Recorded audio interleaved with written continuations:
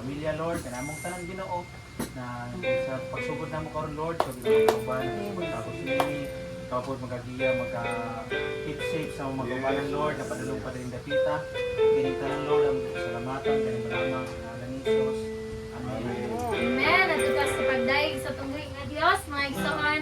So yun man yung pulong diha sa mulong nga ang tanan dunay gininhawa magdaig sa iyahan. Ang tanan may kinabuhi.